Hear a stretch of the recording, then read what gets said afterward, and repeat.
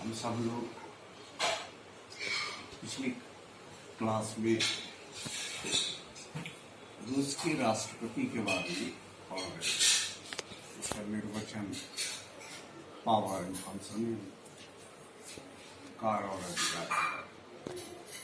जैसा कि हम लोग अगली बार ये जानने की कोशिश की है जाने कि रूस के कार्यपालिका को दो हिस्से में बांटा गया है। एक में राष्ट्रपति, प्रधानमंत्री, उप प्रधानमंत्री और अन्य संघीय मंत्री होते हैं।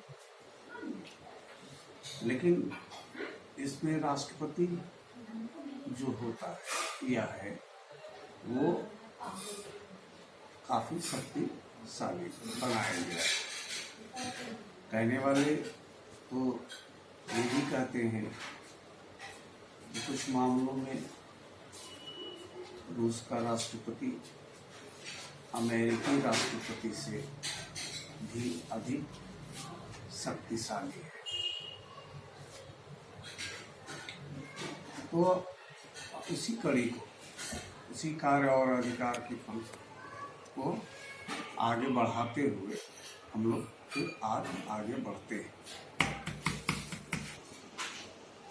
तो हम लोग अब आगे रूस के राष्ट्रपति के कार्य और अधिकार के बारे में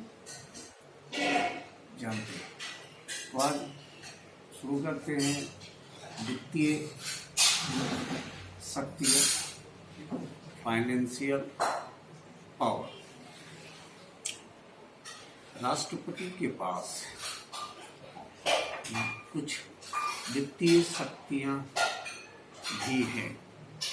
वह अपनी सरकार एवं देश की आवश्यकता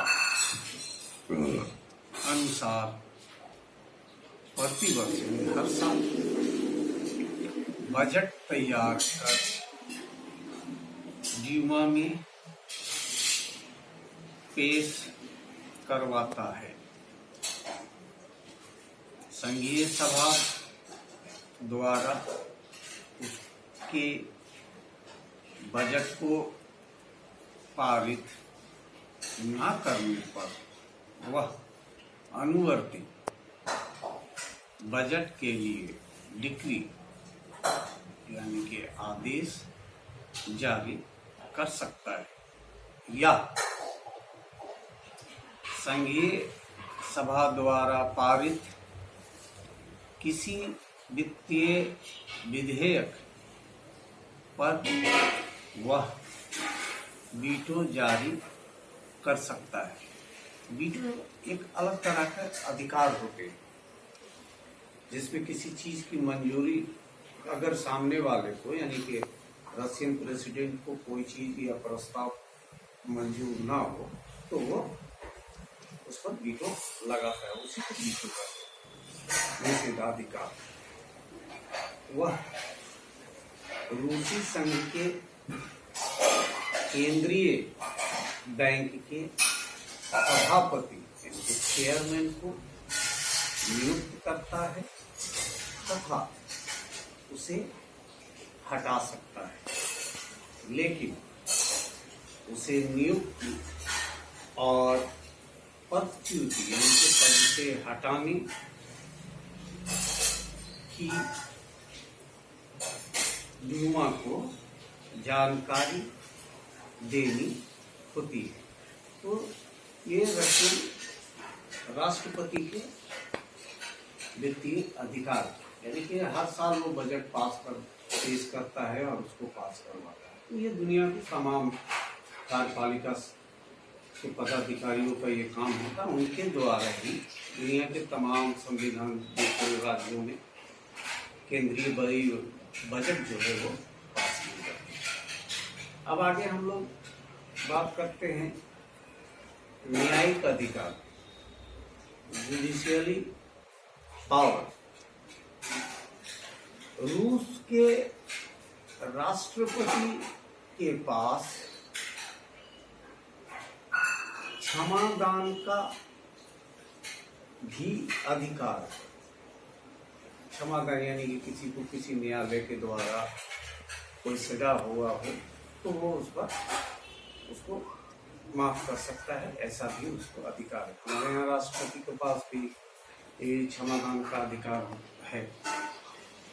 वह रूसी संघ के संवैधानिक न्यायालय के न्यायाधीशों, रूसी संघ के उच्चतम न्यायालय के न्यायाधीशों तथा रूसी संघ के उच्चतम मध्यस्थता न्यायालय के न्यायाधीशों, रूसी संघ के महान्यायवादी, महान्यायवादी जो कहा जाता है उसको जनरल सॉलिसिटर हिंदुस्तान में कहा जाता है, यानी कि वो जो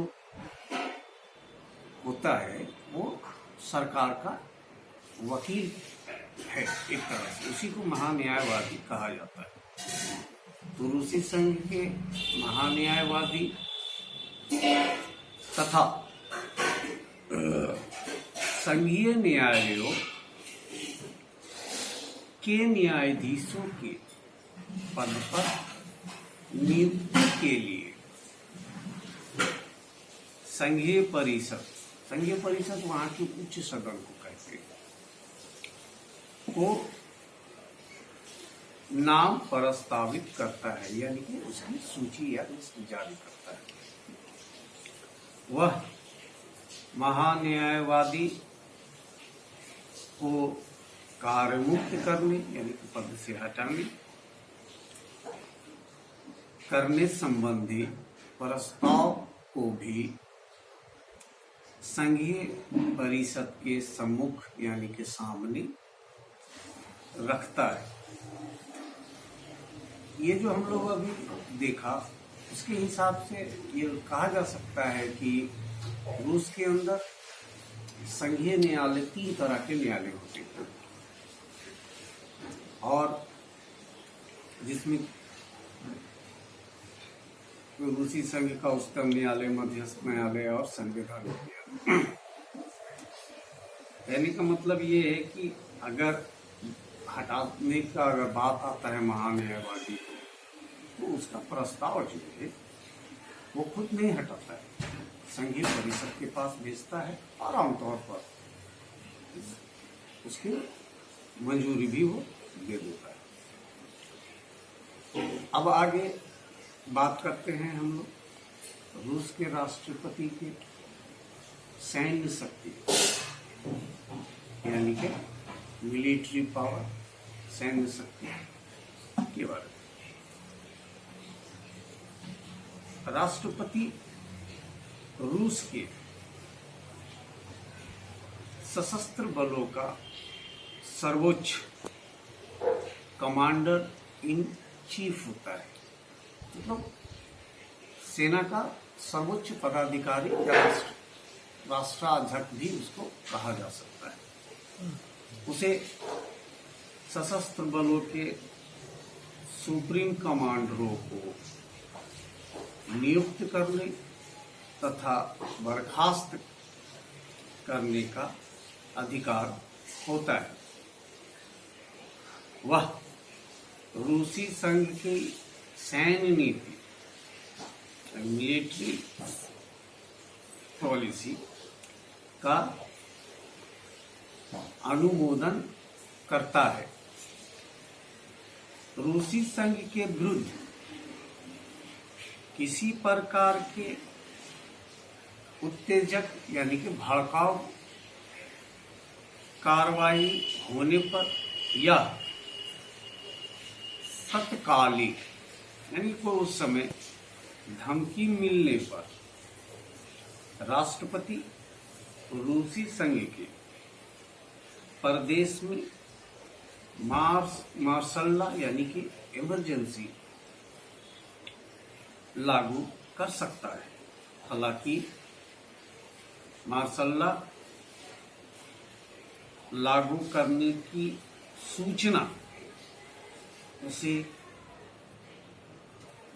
संघीय सभा के दोनों सदनों को तत्काल यानी कि तुरंत देनी होती है। यानी संघीय सभा के दोनों सदन ड्यूमा और संघीय परिषद को उसकी जानकारी उसको देना होता है, लेकिन वो अपनी सैन्य शक्ति का इस्तेमाल वो कर सकता है। अब बात करते हैं हम लोग आगे आपात शक्ति, इमरजेंसी पावर, एसेंशियल पावर। रूसी संघ के संविधान के अनुच्छेद 88 के अनुसार राष्ट्रपति संविधान में उल्लेखित यानी कि दिए गए प्रावधानों एवं परिस्थितियों यानी हालातों के अंतर्गत या अंदर रूस के किसी एक या कुछ भाग पर आपातकाल की स्थिति घोषित कर सकता है, लेकिन उसे इस बारे में संघीय सभा के दोनों सदनों को तुरंत सूचना भेजनी होती है। कहने का मतलब ये है कि रूस की राष्ट्रपति के पास इमरजेंसी पावर है और वो उसका इस्तेमाल कर सकता है, लेकिन जब वो उसको करने वाला होता है या करेगा तो उसकी जानकारी संघीय सभा के दोनों सदनों